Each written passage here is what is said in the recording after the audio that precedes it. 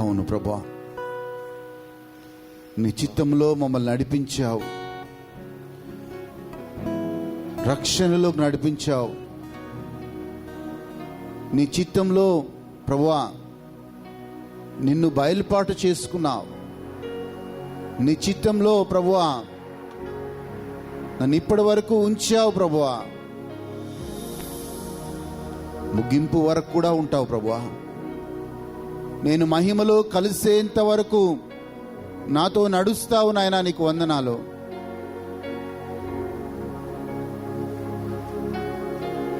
అవును ప్రభువా, సెలయేటి నీటి కోసం దుప్పి ఎలాగైతే ఆశ కలిగి ఉంటుందో మేము కూడా అదే ఆశ నీ పట్ల కలిగి ఉండాలి నాయనా. As a deer longs for the streams of water, so my heart longs for you, O Lord. మా జీవితంలో ఏమొచ్చినా ఏం పోయినా ప్రభువా,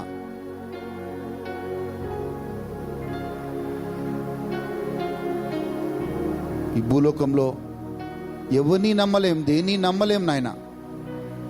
కానీ నువ్వు నమ్మదగిన దేవుడవు, చివరిదాకా నడిపించే దేవుడవు, ముగింపు వరకు మా తోడుగా ఉండే దేవుడవు. నీకు వందనాలు, స్తోత్రాలు నాయన.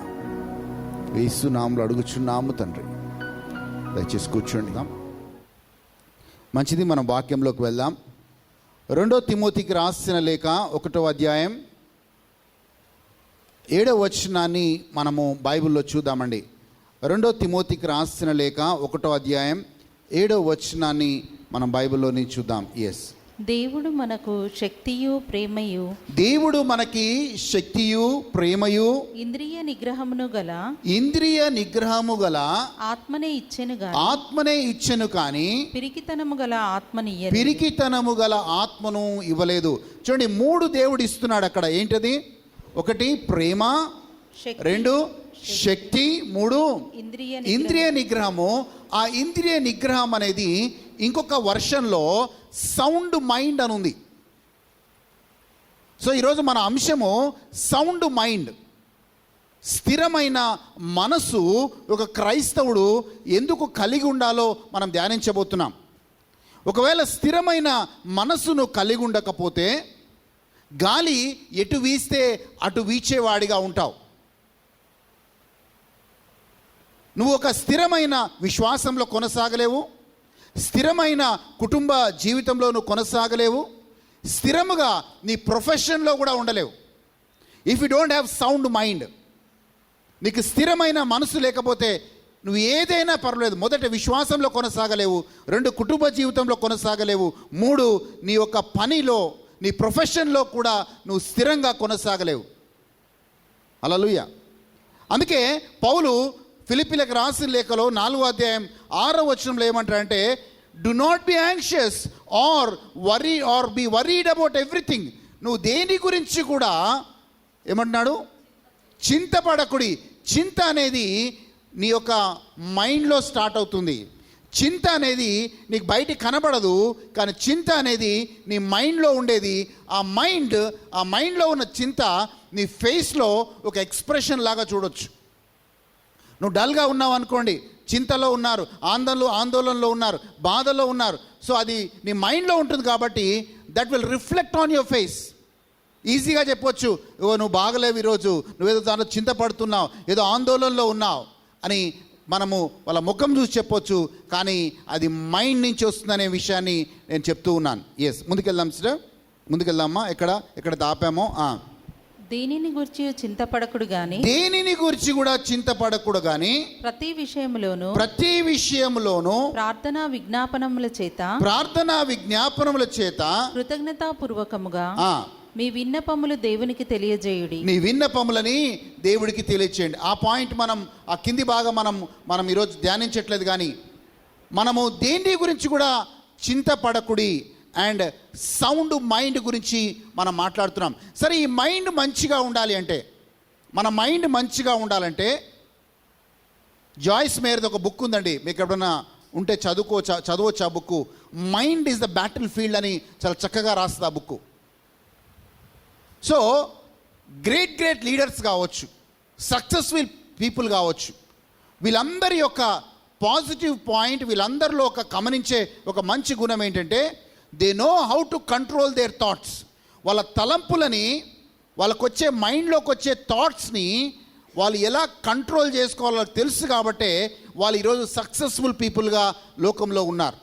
అందరం మనుషులమే, కానీ ఎందుకు కొంతమంది సక్సెస్ఫుల్ పీపుల్ అవుతారు, ఎందుకు కొంతమంది అవుట్ స్టాండింగ్ పీపుల్గా అవుతారు, ఎందుకు కొంతమంది జీవితంలో అటు ఆత్మీయ జీవితంలో కావచ్చు, ఇటు కుటుంబ జీవితంలో కావచ్చు, ఇటు ప్రొఫెషన్లో బిజినెస్లో కావచ్చు, ఎందుకు వాళ్ళు సక్సెస్ అవుతారంటే the key thing is they know how to control their mind. ఎందుకంటే సాతాను విశ్వాసులని ప్రత్యేకంగా వాడుకుంటున్న ఒక విషయం ఏంటంటే ఈ యొక్క అపవిత్రతలు నడిపించడానికి, అపవిత్రతలో మిమ్మల్ని నడిపించాలి అనుకోండి సాతాను. వాడు ఏం చేస్తాడంటే he will induce all impure thoughts in your mind. మిమ్మల్ని వచ్చి ఏదో గర్జించు సింహం వాళ్ళు వచ్చి మీ మీద పడి, నా మీద పడి, వాడు ఏదో నాశనం చేయడం మనల్ని ఏం చేస్తారంటే నిన్ను అపవిత్రతలో నడిపించాలి, పరిశుద్ధతలో నుంచి నిన్ను బయటికి తీసుకొని రావాలి. సో ఫస్ట్ స్టెప్ ఏం చేస్తారంటే ఒక ఇంప్యూర్ థాట్ ఇస్తాడు, ఒక చెడ్డ ఆలోచన ఇస్తాడు, ఒక చెడ్డ కోరిక నీలో పుట్టిస్తాడు. ఆ కోరిక నీలో ఆలోచన అవుతుంది. మనందరికీ తెలుసు దావీదు ఒక మంచి దేవుడి పట్ల హృదయానుసారి ప్రార్థనాపరుడు, మీలాగా నాలాగా. He was a very good believer, very good worshipper. And దేవుడు దావీదు నా హృదయానుసారి అన్నాడు. సో దావీదు ఎక్కడ డీవియేట్ అయ్యాడంటే ఆయన ఎప్పుడైతే బెత్సిబాను చూస్తున్నాడో ఆయనకి రాకూడని ఒక ఇంప్యూర్ థాట్, ఒక ఆలోచన ఆయన మైండ్లోకి వస్తుంది. ఆ ఆలోచనని ఒకవేళ ఆయన సరిగా గమనించి ఉంటే దేవుడి సన్నిధిలో ఆ ఆలోచనని ఒకసారి చెక్ చేసి ఉంటే, కానీ ఆ ఆలోచనని ఆయన ఆస్వాదించాడు, ఆ ఆలోచనని అలౌ చేశాడు, ఆ థాట్ని ఆయన జీవితంలో అలౌ చేశాడు. ఆ థాట్ ఆయనలో బర్నింగ్ డిజైర్గా మారింది. ఆ ఆలోచన ఏమైంది, ఆయన చూసినప్పుడు ఒక ఆలోచన కలిగింది, ఒక దుర్బుద్ధి కలిగింది. ఆ ఆలోచనను అలౌ చేసినప్పుడు ఒక బర్నింగ్ డిజైర్గా మారింది. ఆ బర్నింగ్ డిజైర్ ఏం చేసింది అంటే ఆయనని పాపం వైపు నడిపించింది. ఇక్కడ కూర్చున్న వాళ్ళందరూ కూడా వయసుతో సంబంధం లేదు, మనకి వయసుతో సంబంధం లేదు. Everybody go through this impure thoughts, everybody goes through ఈ యొక్క భయంకరమైన చెడు ఆలోచనతో మనము వస్తాం. అవి ఎక్కడి నుంచి వస్తాయి? ఫస్ట్ థింగ్ మనం చూడడం వల్ల వస్తుంది. జాగ్రత్త. మనము ఐస్ ఆర్ ద ల్యాంప్. మన వాక్యం ఏం చెప్తుందంటే your eyes are the lamp to the body. నీ కన్నులు నీ దేహానికి దీపంలాగా ఉంటాయి. సో మనం ఎక్కువగా టీవీ కావచ్చు, యూట్యూబ్ కావచ్చు, ఫేస్బుక్ కావచ్చు, ఇలాంటి దాంట్లో ఎక్కువగా మనం చూస్తూ ఉన్నప్పుడు మనం అనుకుంటాం ఏం కాదులే అనుకుంటాం. కొందరి ఇళ్లలో ఉదయం నుంచి సాయంత్రం దాకా టీవీ ఆన్లోనే ఉంటుంది. చూస్తూ ఉంటారు. నాకేం కాదులే, మళ్ళీ నేను సండే వర్షిప్కి వెళ్తున్నాను అనుకుంటారు. కానీ జాగ్రత్తగా గమనించుకోండి, మీరు ఏదైతే చూస్తున్నారో అది థాట్స్గా నీ మైండ్లో రిజిస్టర్ అవుతున్నాయి. ఆ ఆలోచన వచ్చిన ఆ థాట్ ఏమవుతుందంటే నీ చిన్నగా ఆ ఆలోచనని అది బర్నింగ్ డిజైర్గా మారుస్తుంది. అది ఎక్కడి నుంచి వచ్చింది? నీ చూడటం వల్లనే వచ్చింది. ఈరోజు నేను ఈ పరిస్థితిలో ఎందుకున్నాను అంటే ఎస్ అని ఖచ్చితంగా దానికో సమాధానం మీరు ఒకసారి బ్యాక్ ఆలోచించుకుంటే, ఈ పరిస్థితి నాకు ఎందుకు వచ్చింది అని ఆలోచించుకుంటే it is because what you saw. నువ్వేం చూసావో, ఏం చూస్తున్నావో దాన్ని బట్టే మొట్టమొదటిగా ఈ థాట్స్ వస్తున్నాయి అనే విషయాన్ని మనము గమనించాలి. చూడండి, దావీదు జీవితంలో he was able to protect the country. ఒక రాజుగా దావీదు దేశాన్ని కాపాడగలిగాడు, దేశాన్ని డిఫెండ్ చేయగలిగాడు. కానీ ఇదే దావీదు తన థాట్స్ని కంట్రోల్ చేసుకోలేకపోయాడు. ఇదే దావీదు తన హృదయాన్ని కంట్రోల్ చేసుకోలేకపోయాడు. ఇదే దావీదు ఆయనకు వచ్చిన ఆ బర్నింగ్ డిజైర్ని, ఆ యొక్క చెడు ఏమంటారు ఆ యొక్క వాంఛని ఆయన కంట్రోల్ చేసుకోపోయాడు.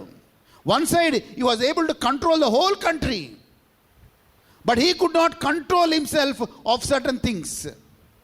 అందుకే ఈ బికేమ్ ఏ ఫెయిలియర్. అందుకే ఆయన జీవితంలో ఒక మచ్చలాగా మిగిలిపోయిందండి. ఎందుకంటే ఆయనకు వచ్చిన ఆలోచనని ఆయన కంట్రోల్ చేసుకోలేకపోయాడు. అండ్ నేను చెప్తున్నాను, one wrong decision in your life will ruin your life. ఒక్క చెడ్డ డిసిషన్, ఒక్క చెడ్డ నిర్ణయం నీ జీవితంలో తీసుకుంటే అది నీ జీవితాన్ని రూయిన్ చేస్తుంది, నీ జీవితాన్ని నాశనం చేస్తుంది. ఆ చెడ్డ డిసిషన్, నీ డిసిషన్ మేకింగ్ దేని మీద ఆధారపడి ఉంటుందంటే నీ తలంపుల మీదనే ఆధారపడి ఉంటుంది. హల్లెలూయా. నీ తలంపుల మీదనే ఆధారపడి ఉంటుందని గమనించుకో. ఎట్లా డిసిషన్ తీసుకుంటావు? నీకున్న నాలెడ్జ్ని బట్టి నిర్ణయాలు తీసుకుంటావు, నీకు వచ్చిన తలంపులను బట్టి నిర్ణయాలు తీసుకుంటావు, నీకున్న ఇన్ఫర్మేషన్ బట్టి నువ్వు నిర్ణయం తీసుకుంటావు. సో ఇవన్నీ, ఈ ఇన్ఫర్మేషన్ కావచ్చు, ఈ నాలెడ్జ్ కావచ్చు, ఇవంతా ఎక్కడి నుంచి వస్తుందంటే నువ్వు చూడటం వల్ల, నువ్వు చదవటం వల్ల, ఇవన్నిటి వల్ల నువ్వు రోజు నీ మైండ్లో ఇవి రిజిస్టర్ అవుతున్నాయి. అవే నీ డెసిషన్ మేకింగ్కి అది ప్రోత్సహిస్తున్నాయనే మాటని చెప్తున్నాను. అందుకే యాజ్ ఎ బిలీవర్, ఒక విశ్వాసిగా నీవు నేను ఒక స్థిరమైన మనస్సును కలిగి ఉండాలి. ఫిక్లింగ్ మెంటాలిటీ కాదు, గాలి వెటి వీస్తే అటు కాదు, లేకపోతే లోకస్తులు ఎలా మాట్లాడితే అలా కాదు. ఉదాహరణకి కొన్ని ఎగ్జాంపుల్స్ చెప్తాను. మనము చూడండి, దేవుడు అంటాడు నీవు అన్నీ చేయగలవు, సమస్తము చేయగలవు అని అంటాడు. కానీ నీలో నువ్వు వచ్చిన థాట్స్ వల్ల నువ్వేమనుకుంటావు? నాకేం వల్ల కాదు, నా చేత కాదు, నేను పనికిరాని దాన్ని, నా లైఫ్ ఇంతే, నా జీవితం ఇంతే. ఒకవైపు ఏమో దేవుడు నీకు అనేక విషయాలని దేవుని వాక్యం ద్వారా నేను బలపరుస్తూ ఉంటాడు. ఇంకోవైపు సాతాను దానికి ఎగ్జాక్ట్ ఆపోజిట్గా వాడి అబద్ధాలు నీ మైండ్లో రిజిస్టర్ చేస్తూ ఉంటాడు. నువ్వు అనారోగ్యంతో ఉంటావు. అనారోగ్యంతో సాతాను అంటాడు, నీది అయిపోయిందమ్మా, నీ అనారోగ్యం నుంచి బయటికి రాలేవు, నీకు స్వస్థత కలగదు అని వాడు చెప్తూ ఉంటాడు. కానీ దేవుడు ఇంకొక వైపు దేవుడు ఏమంటాడు? నా గాయాల వల్ల నీకు స్వస్థత, నా దెబ్బల వల్ల నీకు సంపూర్ణ ఆరోగ్యం అంటాడు. ఒకవైపు దేవుని వాక్యం, ఇంకోవైపు సాతాను దాని ఎగ్జాక్ట్ ఆపోజిట్గా నీకు మాటల్ని వినిపింపజేస్తూ ఉంటుంది. అందుకే సాతాను ఏమన్నారు తెలుసా అండి బైబిల్లో? Is called the father of lies. అబద్ధాలకు తండ్రివాడు. మరి నీ దేవుడు ఎలాంటి దేవుడు అంటే, నీ దేవుడు సత్య స్వరూపి. ఆయన సత్యాన్ని మాత్రమే నీకు చెప్పే దేవుడుగా మనకు బైబిల్లో కొడుతుంది. సో మనము సమాజంలో కూడా చూస్తే ఏది త్వరగా స్ప్రెడ్ అవుతుంది? చెడు తొందరగా స్ప్రెడ్ అవుతుంది, మంచి స్లోగా స్ప్రెడ్ అవుతుంది. సో మన జీవితంలో ఏది ఎక్కువ ప్రభావితం చేస్తుంది అంటే ఆల్ దిస్ లైస్, ఈ యొక్క సాతాను చెప్పే అబద్ధాలు ఎక్కువగా నేను ప్రభావితం చేస్తున్నాయి దేవుడు చెప్పిన సత్యము కంటే. హల్లెలూయా.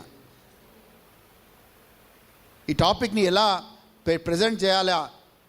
ఒక 6-7 గంటలు అన్నీ ముందేసుకున్నాను రాత్రి, కానీ ఏ వర్డ్ దేవుడు ఇవ్వలేదు. ఉదయం వెళ్ళి 2 పాటలు పాడి 2 మాటలు చెప్పి సర్వీస్ క్లోజ్ చేద్దామని వచ్చాను. హల్లెలూయా. ఎందుకంటే that is how God leads. ఆమేన్. సో లాస్ట్ మినిట్లో God gave me this verse. ఆమేన్. ఆ థాట్ ఇంప్యూర్ థాట్ కావచ్చు, ఆ థాట్ టువర్డ్స్ ఎనిమిటీ కూడా కావచ్చు. చూడండి, కైను ఆబేల్ని ఎందుకు చంపాడు? సొంత తమ్ముడే. ఎందుకు చంపాడంటే ఒక ఎనిమిటీ అనే థాట్, ఆయన చంపు అనే ఒక తలంపు మొట్టమొదటిగా సాతాను కైన్లో ఉంచింది. The thought of enmity, the thought of revenge ఎక్కడి నుంచి వస్తుంది? మొదట ఆ థాట్ని సాతాను ఉంచుతాడు. ఆ థాట్ నీ మైండ్లోకి వచ్చినప్పుడు ఆయన చంపాలి, ఆయన ఫస్ట్ ఆయన మీద ద్వేషం పుట్టిస్తాడు. ద్వేషం పుట్టించిన తర్వాత ఆ ద్వేషానికి సంబంధించి విత్తనాలు నీ మైండ్లో నాటుతాడు. నీ మైండ్లో నాటినప్పటి నుంచి ఆ రోజు నుంచి నీ మైండ్లో నాటిన ఆ ద్వేషపు విత్తనాలు ఏదైతే ఉంటాయో అవి ఒక ఏమంటారు రివెంజ్ఫుల్ యాటిట్యూడ్గా మారుతుంది నీలో. అది అవకాశం కోసం చూస్తుంది. ఒక సమయం వచ్చినప్పుడు నీ మైండ్లో నాటబడిన ఆ విత్తనాలు, ఆ ద్వేషపు విత్తనాలు కావచ్చు, మోహపు కల విత్తనాలు కావచ్చు, ఇంప్యూర్ థాట్స్ కావచ్చు, అవి డిజైర్గా, అవి రివెంజ్గా మారి నిన్ను తప్పుట అడుగులు వేయిస్తాయనే మాట ఈరోజు మనం బైబిల్లోని చూస్తున్నాం. ఆమేన్, హల్లెలూయా. సో స్థిరమైన మనసు కలిగి ఉండడం చాలా ప్రాముఖ్యమైనది. You should know what your God is. You should know what good thought or what bad thought. ఏది మంచి ఆలోచన, ఏది దేవుడి నుంచి వస్తుంది, ఏది సాతాన్ నుంచి వస్తుంది, ఏది లోకం నుంచి వస్తుంది అనే ఆలోచనని నువ్వు డిజైన్ చేయగలగాలి. హల్లెలూయా. నా పక్కన ఒక బ్రదర్ ఉండేవాడు, కొన్ని సంవత్సరాలు పరిచయం చేశాడు నాతో. అయితే బైబిల్ బాగా చదువుతాడు, ప్రయాణంలో బైబిల్ చదువుతాడు. నాకే విసుకొచ్చేది ఆయన బైబిల్ చదువుతుంటే. నేను కూడా బైబిల్ చదువుతాను, కానీ అన్ని చోట్ల అన్ని ప్లేసుల్లో చదవను. ట్రైన్లో చదువుతాడు, బస్సులో చదువుతాడు, ఎప్పుడు బైబిల్ మాత్రం ఆయన ల్యాప్ మీదే ఉంటుంది. ఇంత బైబిల్ చదివిన వ్యక్తి నూతన నిబంధనలో దేవుడు ఏం చెప్పాడో అది మర్చిపోయి పాత నిబంధనలో సొలొమోను చెప్పిన వాక్యాలు కొన్ని ఆయనకు మైండ్కి బాగా తట్టాయి.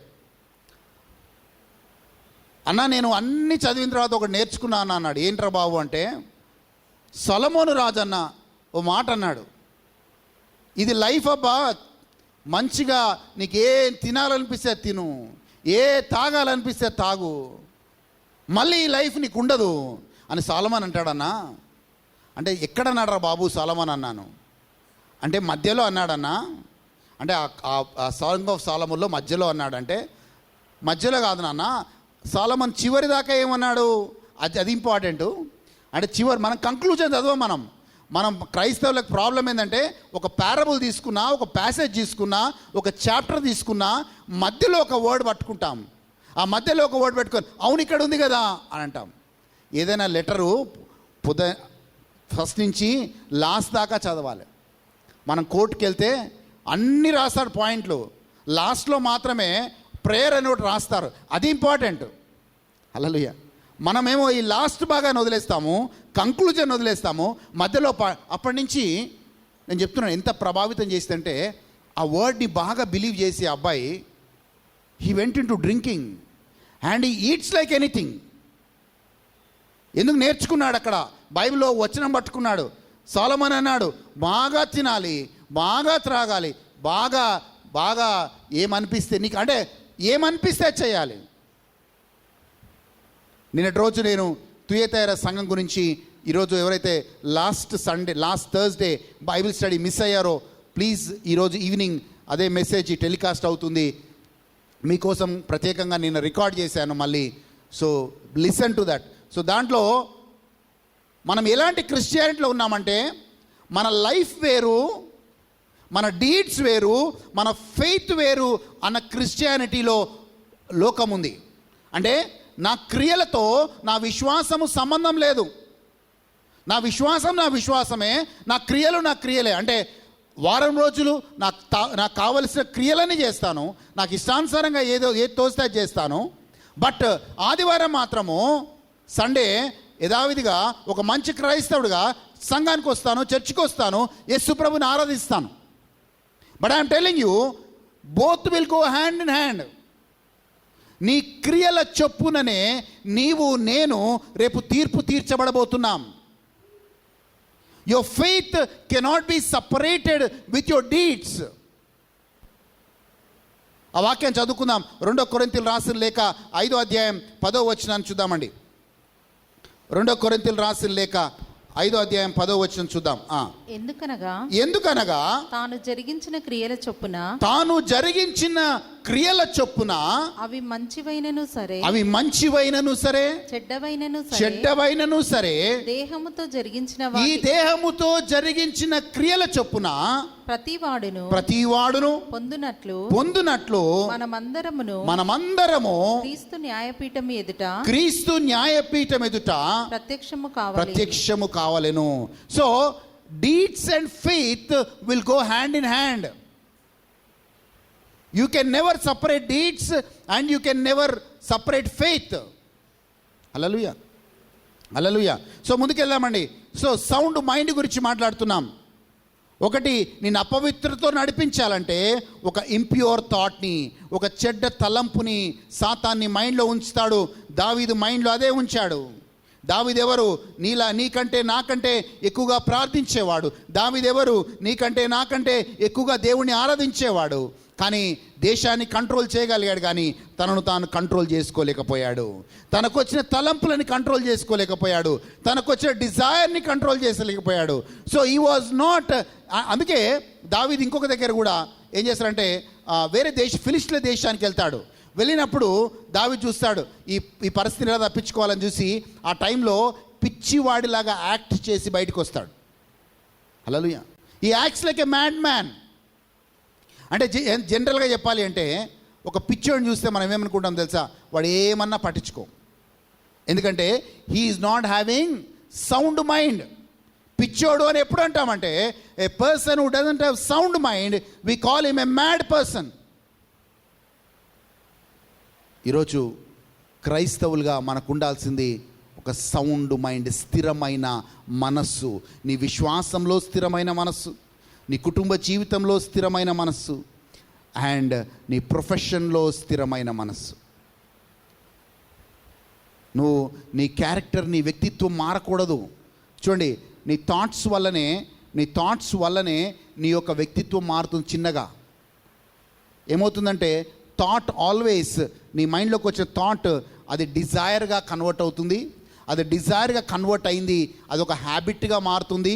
ఆ హ్యాబిట్ ఏం చేస్తుందంటే చిన్న చిన్నగా అది నీ క్యారెక్టర్ అవుతుంది ఈ లోకంలో. So all starts with a thought in your mind, and how you control your thoughts is very much important. ఎలా నీ యొక్క థాట్స్ని, అంటే చూడండి, డిఫీటింగ్ మెంటాలిటీ, అంటే ఓడిపోయే మెంటాలిటీ ఉన్నవాళ్ళు లైఫ్లో విక్టరీ ఎప్పుడు కూడా కోరుకోవద్దు. గివింగ్ అప్ మెంటాలిటీ ఉన్నవాళ్ళు జీవితంలో ఎప్పుడు గెలవాలని ఆశ కలిగి ఉండకూడదు. ఎందుకంటే ఆల్వేస్ యు ఆర్ థింకింగ్, నేను ఓడిపోతాను, నా వల్ల కాదు, నేను చేయలేను అని ఒక డిఫీటింగ్ మెంటాలిటీ. అది నేను పనికిరాని దాన్ని, నేను I give up in this situation అని చెప్పి వదిలేసేవాళ్ళు ఒక డిఫీటింగ్ మెంటాలిటీ, ఒక డిఫీటింగ్ థింకింగ్, ఒక నెగటివ్ థింకింగ్ ఆ విషయంలో ఉన్నవాళ్ళు వాళ్ళ జీవితంలో పోరాడలేరు. They simply give up. హల్లెలూయా. మోషే నాయకుడుగా ఉన్నాడు. ఇజ్రాయెల్ ప్రజలు ఒకవైపు అనేక మాటలు అంటున్నాడు, కానీ ఆ మాటల్ని పట్టించుకోకుండా మోషే దేవుడు ఏం చెప్తున్నాడో అది ఇంపార్టెంట్ అని దేవుడి వైపు చూస్తూ ఆ నెగిటివ్ మాటలన్నీ ఆయనలోకి తీసుకుంటే, ఒకవేళ మోషే నిజంగా గమనించండి, ఆ ఇజ్రాయెల్ ప్రజలు అన్న మాటలన్నీ మోషే తీసుకుని ఉంటే, మీరు ఎటుపోతే నాకేంట్రా బాబు, మీ సావు మీరు సావండి అని చెప్పి వదిలేసి మోషే వెనకకి వెళ్ళిపోవాల్సిందే. కానీ మోషే ఈ మాటలన్నీ కూడా అలౌ చేయలేదు ఆయన మైండ్లోకి. అవి థాట్స్గా మారనివ్వలేదు. మోషే మొత్తము కూడా దేవుడు ఏం చెప్తున్నాడని ఇంపార్టెంట్, దేవుడు ఏం నడిపిస్తున్నాడని ఇంపార్టెంట్, దేవుడు ఏం ప్రణాళిక కలిగి ఉన్నది ఇంపార్టెంట్ అని ఒక విక్టోరియస్ మెంటాలిటీ కలిగి ఉన్నవాడు మోషే. So you can never be a good leader if you have a defeating mentality. ఎందుకంటే మన కుటుంబ జీవితంలో కావచ్చు, మన ప్రొఫెషన్లో కావచ్చు, చాలా ఒడిదుడుకులు వస్తాయి. కొన్ని హోప్లెస్ సిచ్యువేషన్స్కి వెళ్ళిపోతాం. కానీ నీకు ఉండాల్సిన మైండ్ ఏంటంటే మనుషులు ఏం చెప్తున్నారో అది పట్టించుకోకుండా, నీ దేవుడు ఏం చెప్తున్నాడో అది పట్టించుకొని, అది మనం ముందుకు పెట్టుకొని మనం ముందుకెళ్ళే ఉన్నవాళ్ళే స్థిరమైన మనస్సు గలవారు. హల్లెలూయా. ఎందుకంటే మనుషులు ఎవరండి నీ లైఫ్ నా లైఫ్ని డిసైడ్ చేయడానికి? నేను ఒక ఫేస్బుక్లో ఒక చిన్న ఒక పోస్టర్ చూసా. ఒక లయన్ చాలా అది యవ్వన వయసులో ఉన్నప్పుడు గంభీరంగా ఉండి, నేను ఈ యొక్క ఫారెస్ట్కి రాజుని, నాకు ఎదురేవాడు లేడు, ఒక యారగెన్స్ దాంట్లో, ఒక ఈగో దాంట్లో, నేనే పవర్ఫుల్ అన్నట్లుగా అది తిరుగుతూ ఉంది. కొన్ని సంవత్సరాలు గడిచిపోయింది.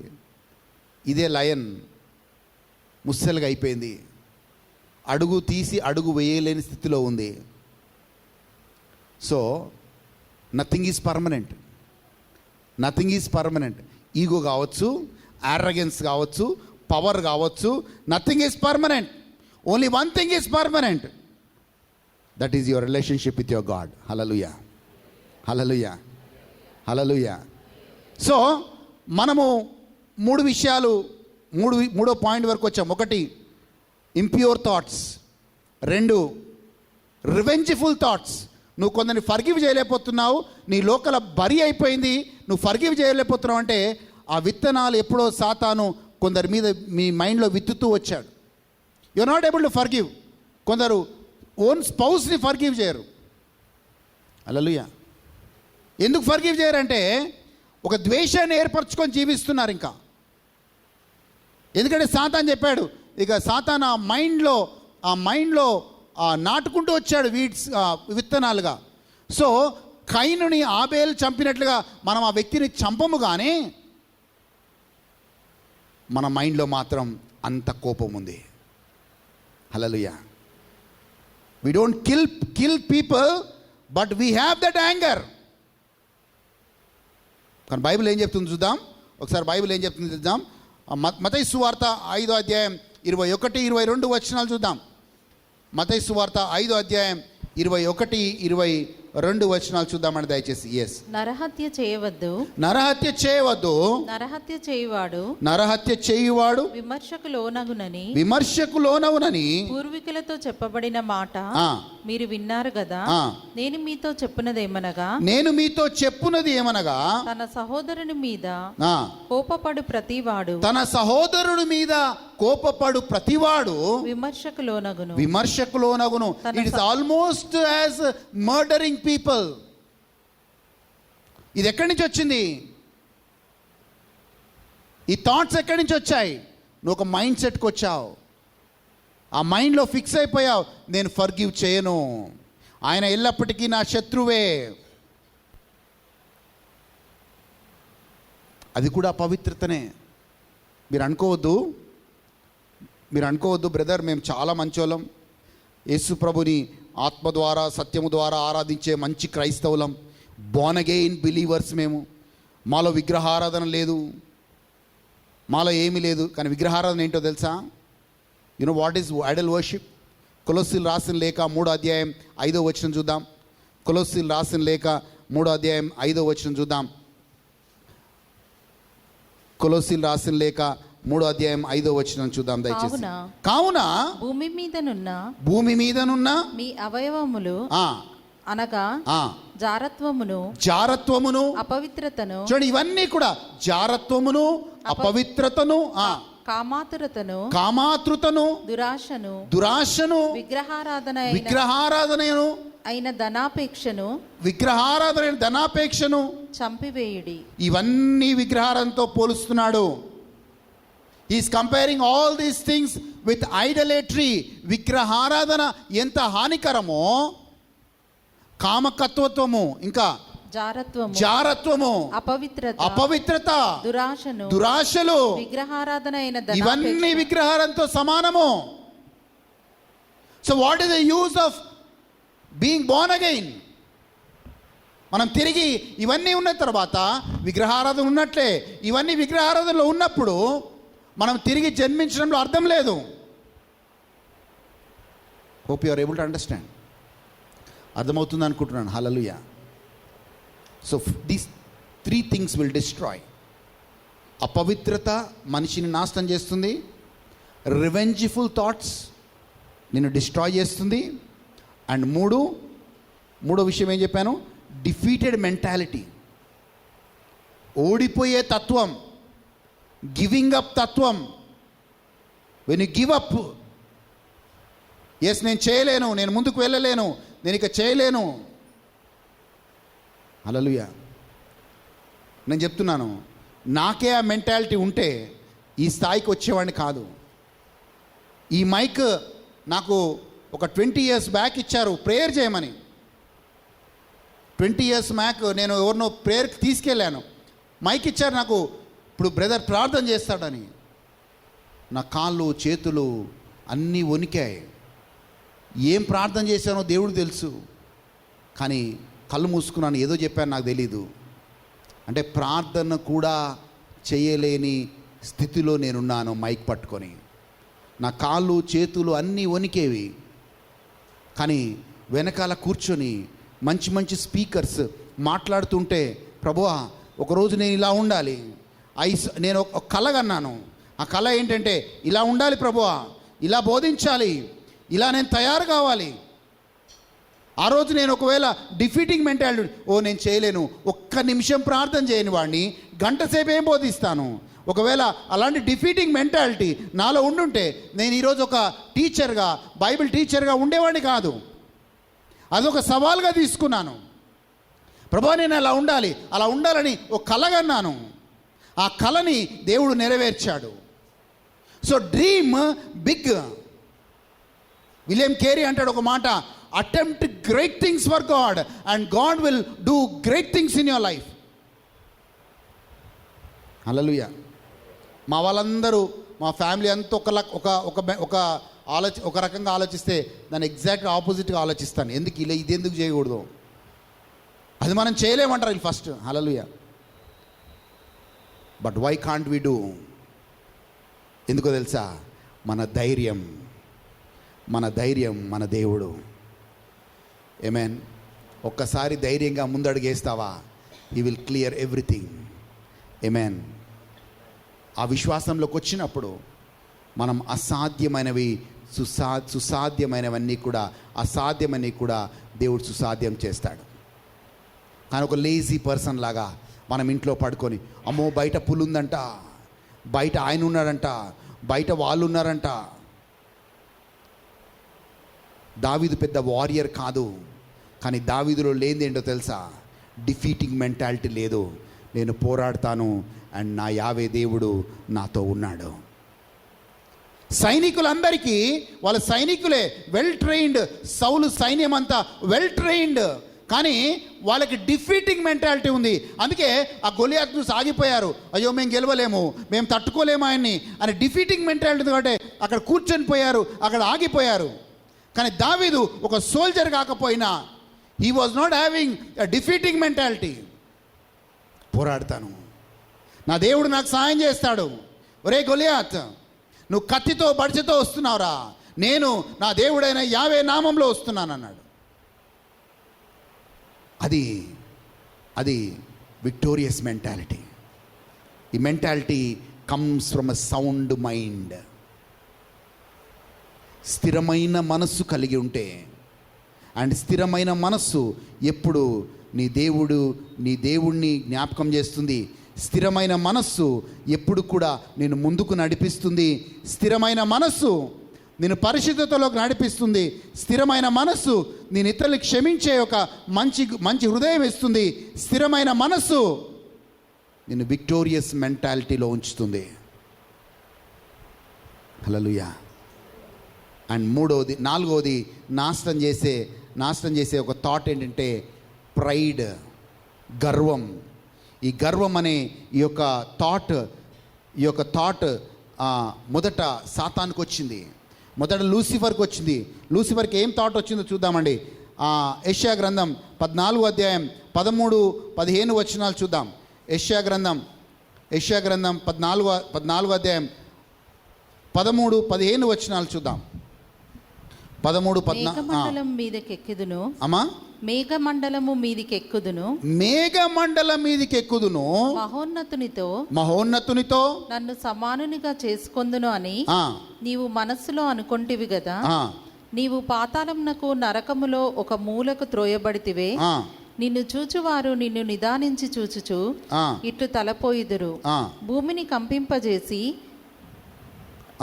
14 వచనం, మేఘమండలము మీదికి ఎక్కుదును. చూడండి, I will ascend above the heights of the clouds, I will make myself like the most high God. ఏమన్నాడు సాతాను?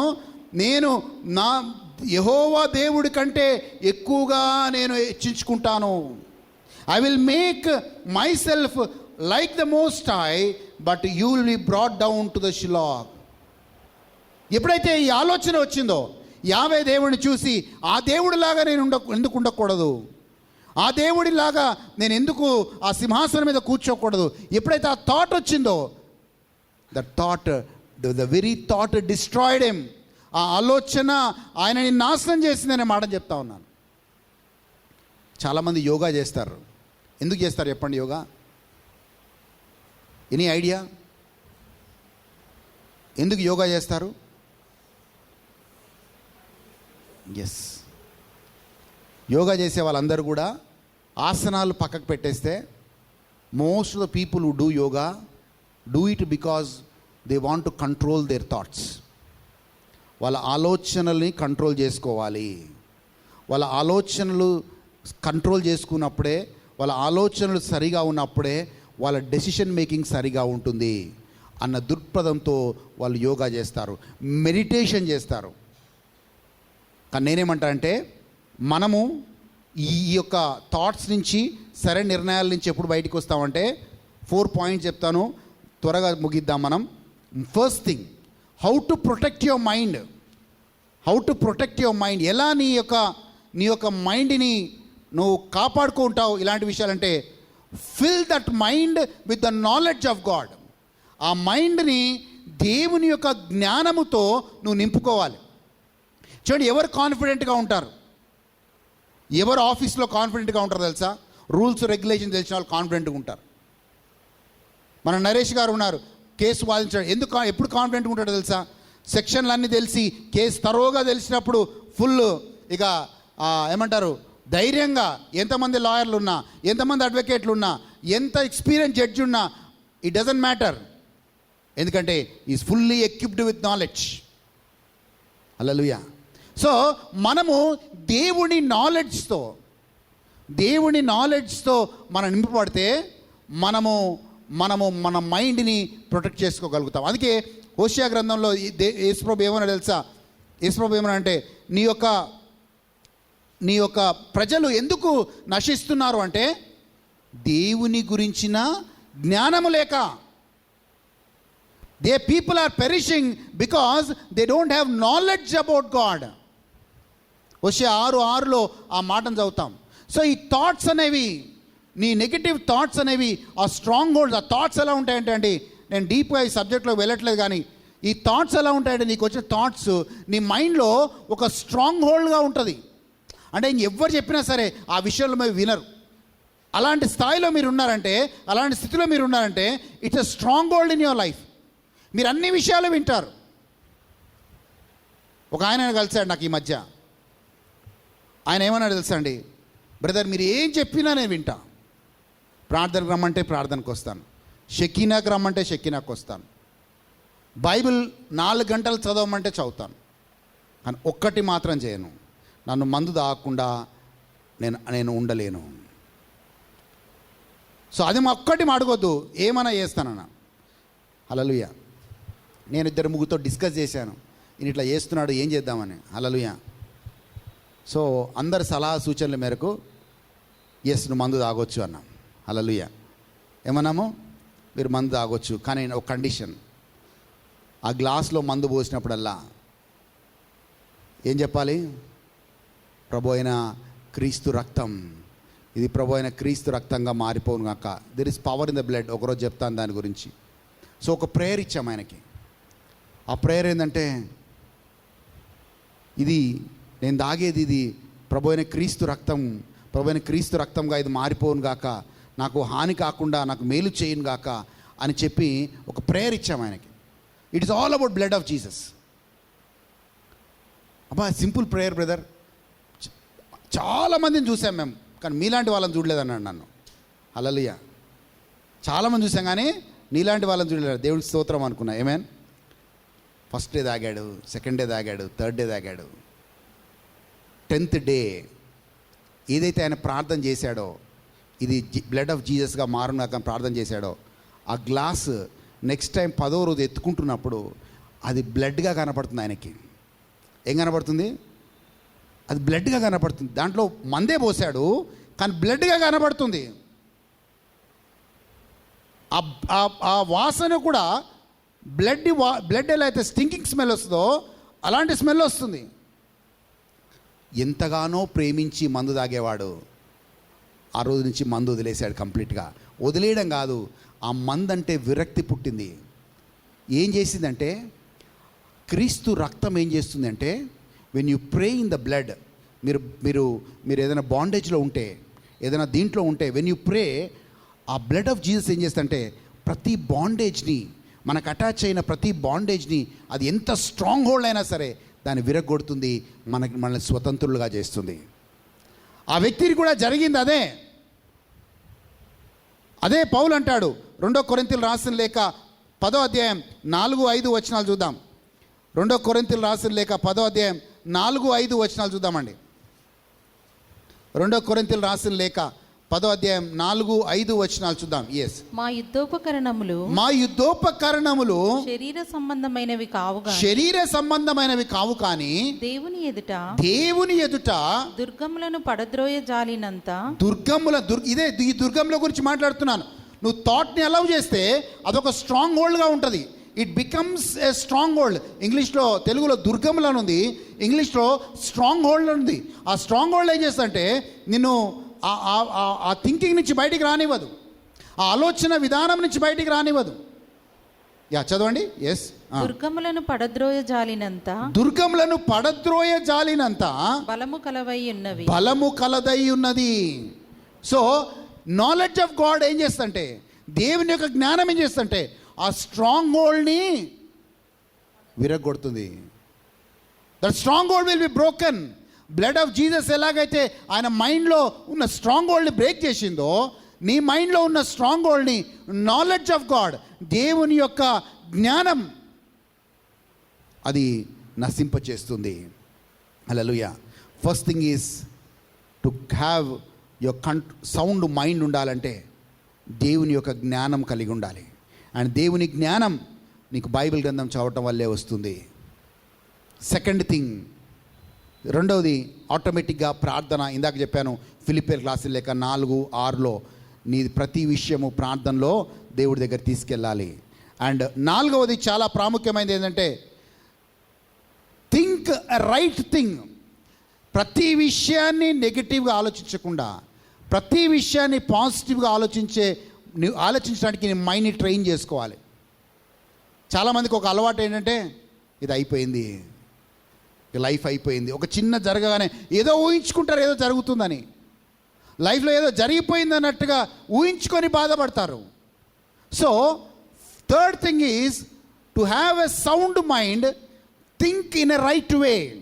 సరైన విధానంలో ఆలోచించటం అలవాటు చేసుకోండి.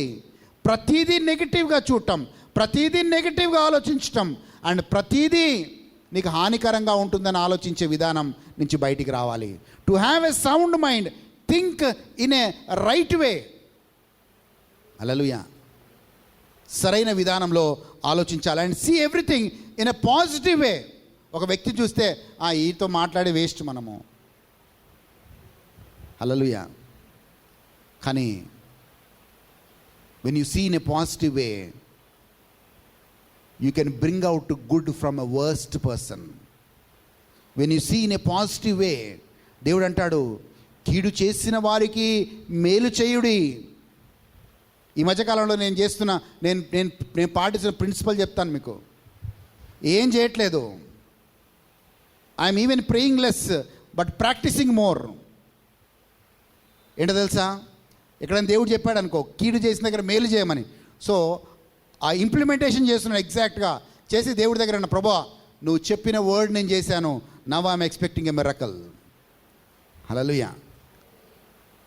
So I'm just putting it in to practice and I'm praying less and putting everything in to practice. ప్రభువా ఇగో నువ్వు చెప్పావు కదా, క్షమించన్నావు కదా, క్షమిస్తున్నా. కీడు చేసిన వాళ్ళకి మేలు చేయమన్నావు కదా, ఇదిగో మేలు చేస్తున్నా. అప్పుడు దేవుడు యాక్ట్ చేస్తాడు నీ మన పక్షాన. ఎందుకు ఆ మాట చెప్తున్నానంటే, మనం వినేవాళ్ళగా ఉన్నాం కానీ అవి ఆచరణలో పెట్టేవారిగా ఉండట్లేదు. We know a lot of word, we listen to a lot of word, కానీ ఆచరణ ప్రార్థన కూడా చేయమంటే గంటలు గంటలు ప్రార్థన చేస్తాం. ఆల్ నైట్ ప్రేయర్ పెడితే నైట్ అంతా ప్రార్థన చేస్తాం. అని ఉదయం వచ్చేసరికి ప్రాక్టీసింగ్ లేదు. So we are like that. Hallelujah. దేవుడు ఎప్పుడు యాక్ట్ చేస్తాడు అంటే when you put that word into practice. చిన్న చిన్నగా నిన్ను ద్వేషించే వారిని ప్రేమించు అంటాడు. అది కష్టమైన పని, బట్ ప్రాక్టీస్లో రావాలి. It takes a big heart to love a person who hates you. It takes a big heart, but still when you put that into practice, నువ్వు 10 గంటలు ప్రార్థన చేసినట్లే. Hallelujah. Yes. And third point and చివరిగా ఒక మాట, ఎందుకంటే నీ యెర్మీయా గ్రంథం 17వ అధ్యాయం 9వ వచనం చూద్దాం. బుక్ ఆఫ్ జెర్మయా 17:9, 17:9 వచనం చూద్దాం. హృదయము అన్నిటికంటే మోసకరమైనది, అది ఘోరమైన వ్యాధి కలది, దాని గ్రహింపగల నీ హృదయం చూడండి. ఆ హృదయంలో నుంచే కోరికలు వస్తున్నాయి, ఆ హృదయంలో నుంచి ఆలోచనలు వస్తున్నాయి. సో హృదయం మోసకరమైనది, అది ఘోరమైన వ్యాధి కలది, దాని గ్రహింపగలవాడెవడు? ఒకని ప్రవర్తనని బట్టి వాని క్రియల ఫలము చొప్పున ప్రతీకారము చేయుటకు యెహోవా అను నేను హృదయమును పరిశోధించువాడను, అంతరింద్రియములను పరీక్షించువాడను.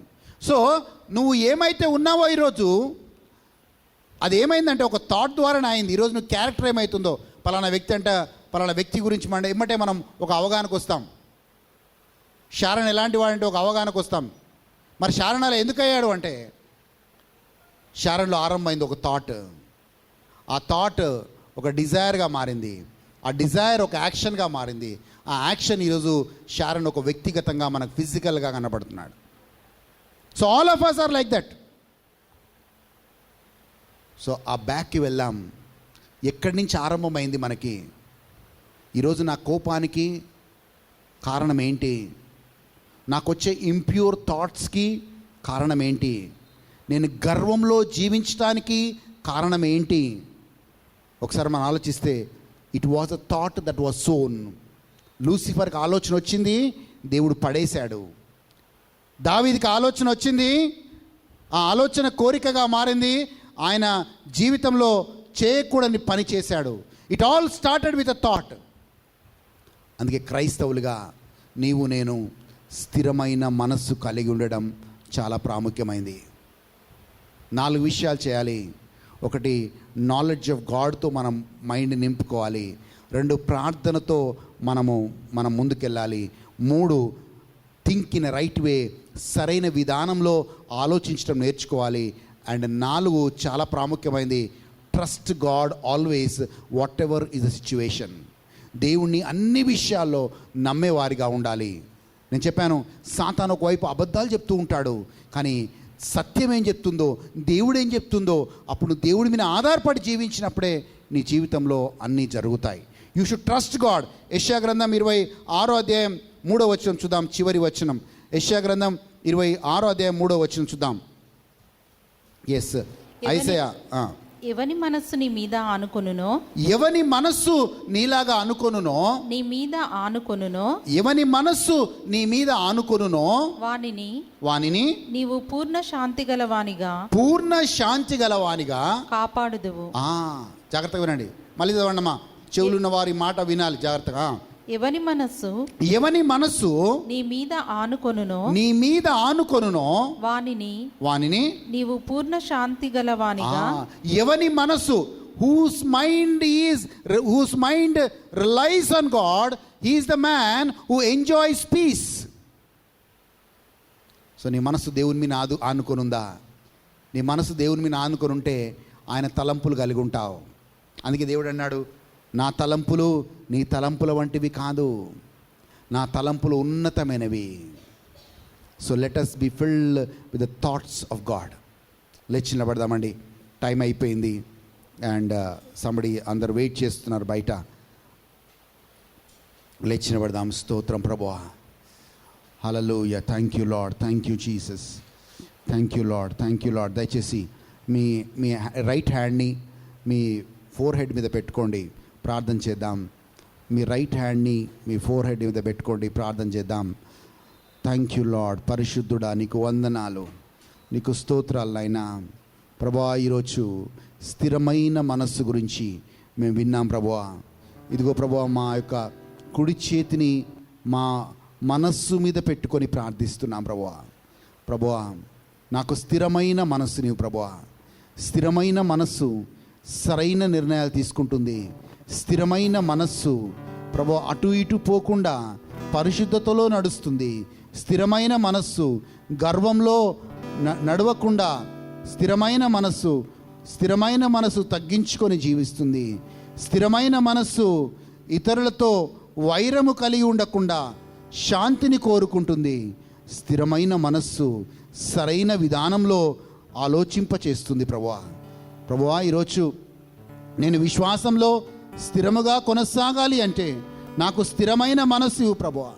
Lord, if I have to continue in a steadfast faith, Lord give me a mind, a steadfast mind Lord, a right mind Lord, a sound mind Lord. I pray, ఒక స్థిరమైన మనస్సు కలిగి ఉండే కృపను నాకు ఇవ్వు ప్రభువా. నాలో ఉన్న నెగటివ్ థాట్స్ని, నాలో ఉన్న ఇంప్యూర్ థాట్స్ని, నాలో ఉన్న ఆ యొక్క ద్వేషపు విత్తనాలని అన్ని యేసు నామంలో తీసివేయబడును గాక ప్రభువా. ఎస్, సాతాను చెప్పిన అబద్ధాలు ఏవైతే నా తలంపులుగా ఉన్నాయో, ఏవైతే దుర్గములుగా ఉన్నాయో ఈరోజు అవన్నీ యేసు నామంలో ఈరోజు పెరిగివేయబడును గాక ప్రభువా. అవన్నీ తీసివేయబడును గాక ప్రభువా. ప్రతి దుర్గము యేసు నామంలో విరగొట్టబడును గాక. Every strong hold be broken in the name of Jesus. అవును ప్రభువా, ఈరోజు నుంచి నేను స్థిరమైన మనస్సు కలిగి ఉండి స్థిరమైన విశ్వాసంలో నేను కొనసాగుదును గాక. సరైన నిర్ణయాలు సరైన సమయంలో నేను తీసుకొనుందు గాక ప్రభువా.